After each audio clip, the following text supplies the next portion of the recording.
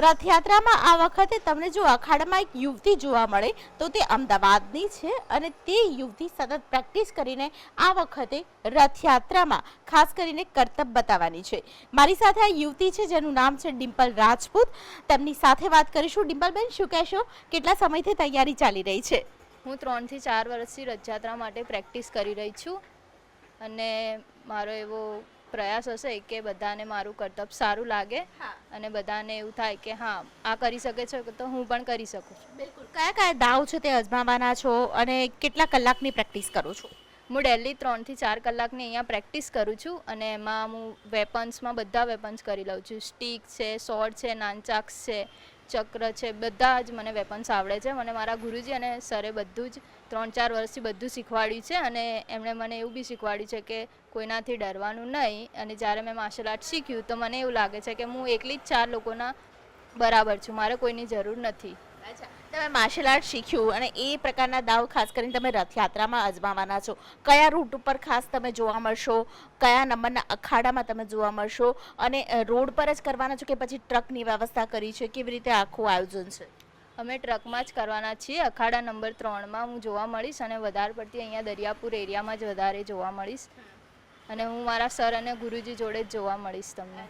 તમે આટલા સમયથી પ્રેક્ટિસ કરો છો, કયા સ્ટાન્ડર્ડમાં અત્યારે છો, શું ભણો છો? હું અત્યારે બીકોમમાં છું અને કોલેજ કરી છું। 3rd યર છે, સ્ટાર્ટ છે મારું। 3rd યર છે। કોલેજની સાથે સાથે હું માર્શલ આર્ટ પણ કરું છું કે જ્યારે મને કોઈની જરૂર પડે તો હું એકલી જ કાફી હોઉં બધાના માટે।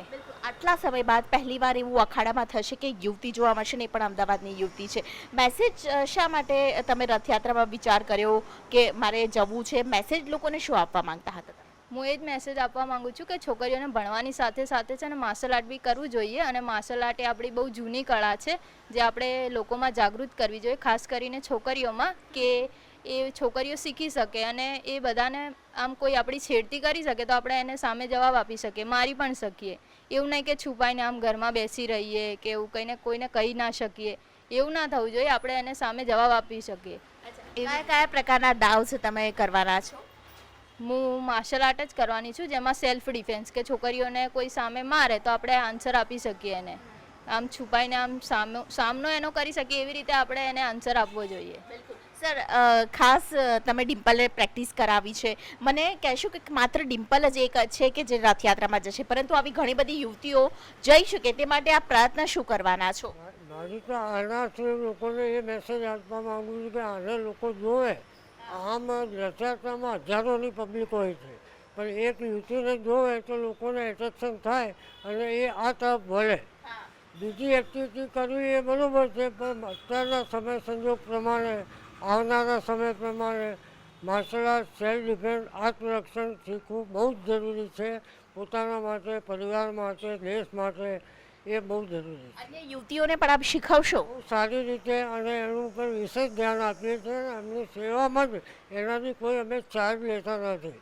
યુવતીઓ માટે સ્પેશિયલ સેવા જ આપીએ છીએ। એ પોતાના સેલ્ફ ડિફેન્સ ઉપર તૈયાર થાય અને એવું એને રોડ પર જાય રાત્રે 10 વાગે તો એવું લાગે કે હું એકલી નહીં, 4 માણસની તાકાત છે મારી પાસે। સેલ્ફ ડિફેન્સ શીખવું ખૂબ જ જરૂર છે આજે દરેક યુવતી માટે। તે મેસેજ સાથે રથયાત્રામાં ડિમ્પલ રાજપૂત જોવા મળશે।